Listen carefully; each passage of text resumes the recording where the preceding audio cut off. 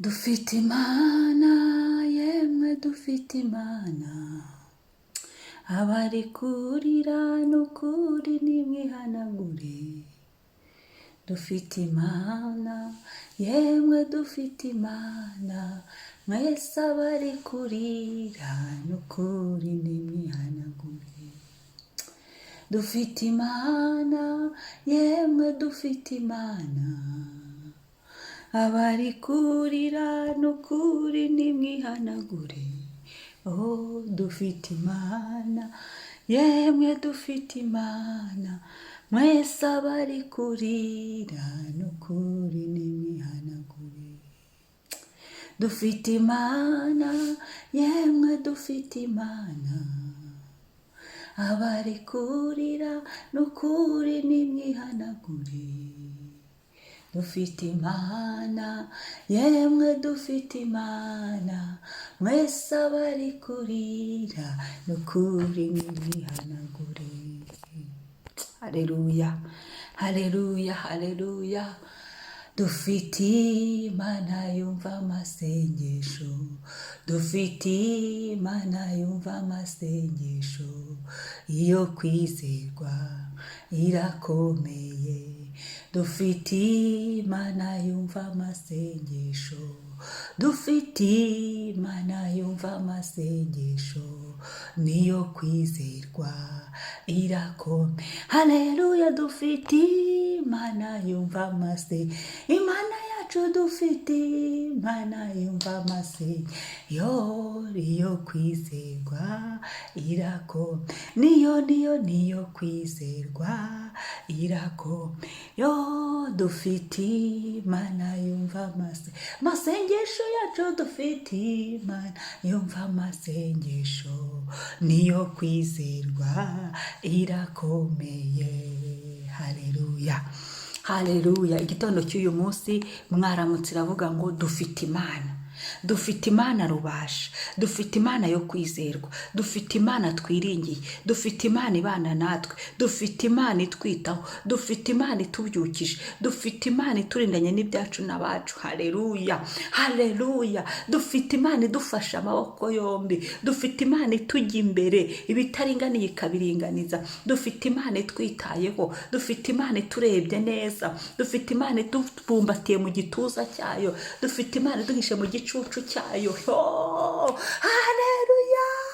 Dufite Imana idusukiye ku mwuka wera, dufite Imana iduhaye kuvuza impundu, Imana yacu. Dufite Imana idusukiye ibyishimo, dufite Imana iduhaye kubabarirwa, iduhaye imbabazi, dufite Imana twegamiye, umugabo ukomeye turamwegamiye. Dufite Imana duhungiraho, tukaza turushye tukaruhuka, tukaza tubabaye ikadusubizamo ibyishimo. Dufite Imana ishobora byose, El Shaddai. Umunsi umwe yarambwiye ngerega ndi El Shaddai.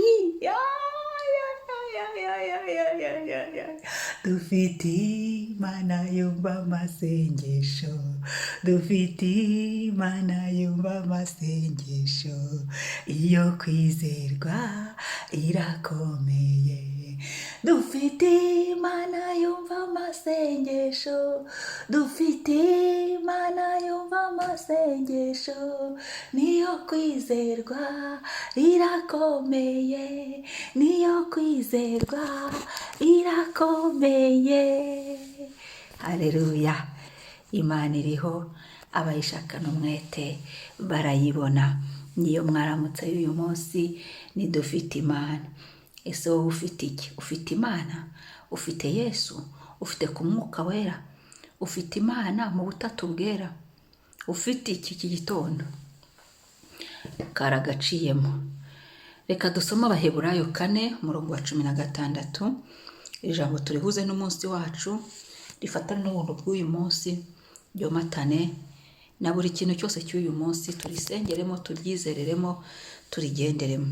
Abaheburayo 4:16 baravuga ngo nuko rero twegereye intebe y'ubuntu tudatinya, kugira ngo tubabarirwe, tubone ubuntu bwo kudutabara mu gihe gikwiriye. Intebe y'ubuntu. Uyu munsi turazirikana ubuntu bw'Imana. imbabazi ziboneka kuko hariho ubuntu.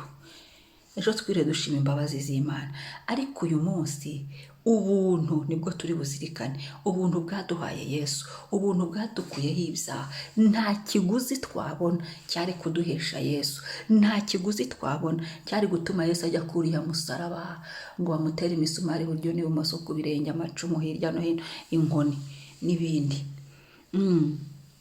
bamucira amacani, bamunyweshe sipongo, yewe ni byinshi, bamucunaguze, bamwambura imyenda ye.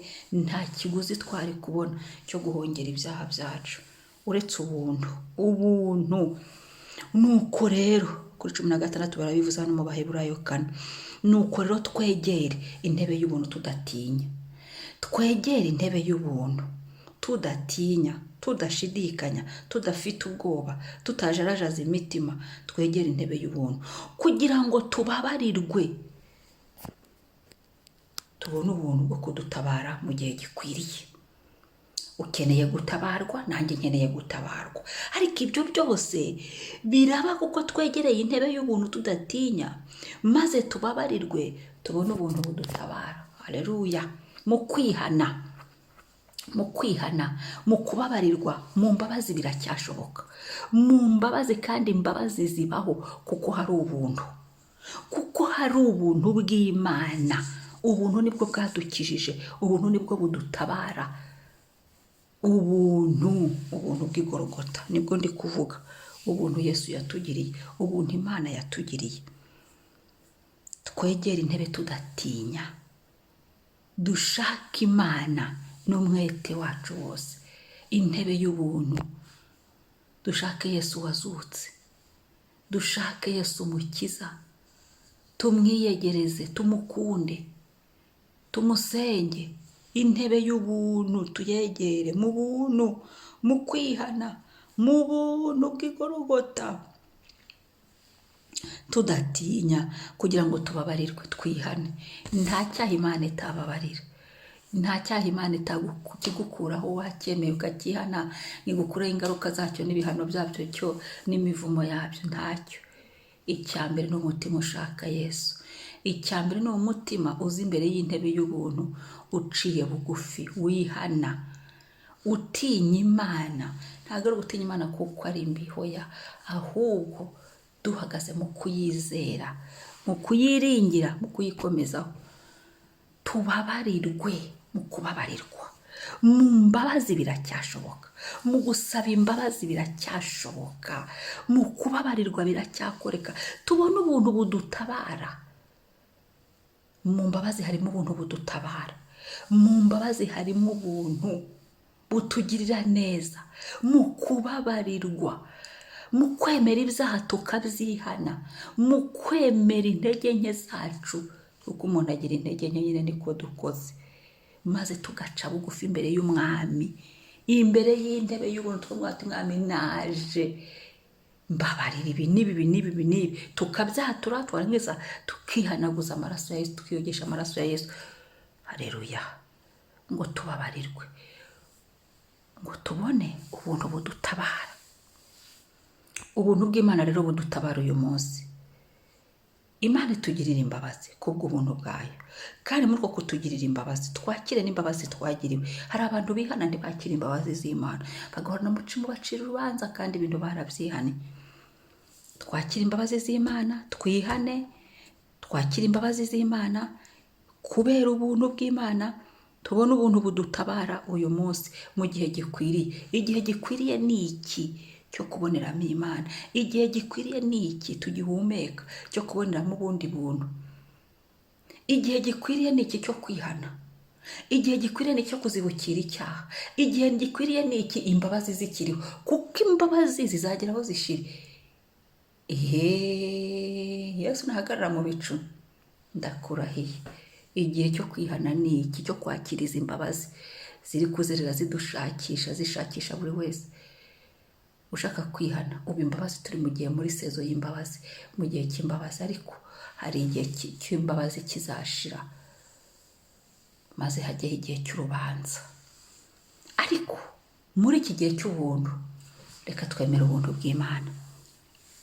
Ubuntu bufatane n'umunsi wacu, kandi twihane uyu munsi tuzirikane ubuntu twagiriwe n'Imana, maze bitume tuzibukira icyaha, ahubwo ubuntu bufatane n'ibyacu, bufatane n'amaboko yacu, bufatane n'uyu munsi, ubuntu twagiriwe, ubuntu budutabare, budukureho ibizingo byari bikitwizingiyeho, ubuntu budukureho ingeso zari zikiturimo, ubuntu budufashe guhagarara aho Data ashaka, ubuntu buduhugure, budukosore, kandi duhererwe ubuntu muri iki gihe gikwiriye cyo kubabarirwa, cyo gutabarwa.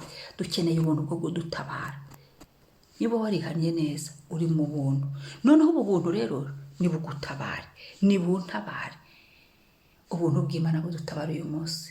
Ubwira Uwiteka ngo Uwiteka nihanye ibi n'ibi n'ibi, cyangwa se ibi n'ibi Uwiteka naribyo naretse aribyo navuyemo, none ndakwinginze ubuntu bwawe nibuntabare. Mu gitondo ubuntu bwawe tubone budutabara. Uyu munsi iminsi yacu yose yo kuba isigaye ijyemo ubuntu budutabara, kuko nicyo gihe cyacu gikwiriye cyo kuboneramo Imana, kuko tukiriho, ko tugihumeka, ko tubyutse dusanga bikemera, nicyo gihe gikwiriye. Haleluya, haleluya. Ibyo wapfuye byo byarangiye, ariko twebwe abakiriho iki nicyo gihe gikwiriye cyo kongera kubona Imana. Yesu arakoze. Papa, turagushimiye kuba duhaye ubuntu tubwihaniramo, ubuntu niho tuza imbere y'intebe y'ubuntu, niho dupfukama tukahakura ubuntu, tukahava twejejwe, tukahava tubabariwe, tukahava dutunganijwe, dusukuwe, ibyaha bituvuyeho, ingeso zivuyemo, twihanye tuzinutswe, aho ni imbere y'intebe y'ubuntu kubwa Yesu Kristo. Mwami, tukababarirwa, tukakira imbabazi mu izina rya Yesu Kristo. Haleluya. Ndasenze Mwami kugira ngo ubuntu budutabara muri iki gihe buboneke, kuri uyu munsi uduhaye buboneke, ubuntu bwawe bwomatana buri segonda y'uyu munsi, na buri munota Mwami, na buri saha Yesu, na buri cyiciro cy'umunsi, ubuntu bwawe tubonera ubuntu bw'umunsi budutambutse, budushyitse aho tugomba kugera, butuvugire, budukorere, butwihutishe, ubuntu bwawe budusesekareho, butugaragareho, budutwikire. Yo haleluya. Ubuntu budukure handi hari hakomeye, butwicaze Mwami ahoroshye. Ubuntu buduhesha n'ibyo tutari kuzapfa tubonye, ariko kubera ubuntu bwaje uyu munsi na bya bindi twabonaga twebwe ko bidukomereye mu maso yacu, ubuntu bubiduheshe, na bya bindi twabonaga ko tudakwiriye, kuko twihane tukakwizera Yesu, ubuntu bwawe bubiduhe, ubuntu bwawe butwinjizemo, ubuntu bwawe buhatugeze, ubuntu bwawe buhadutambutse, ubuntu bwawe Mwami. Haleluya. Kubw'uyu munsi ubuntu bwawe bwomatane n'amazina yacu, kubw'uyu munsi ubuntu bwawe bwomatane n'ibyacu byose, kubw'uyu munsi ubuntu bwawe bwomatane n'abacu bose, kubw'uyu munsi ubuntu bwawe buduherekeze, kubw'uyu munsi ubuntu bwawe butujyane, butugarura amahoro none n'ibihe bidashira. Amen. Urakoze Mwami. Ndabashimiye umunsi mwiza. Shalom shalom. Mwari kumwe na Mama Ebenezer.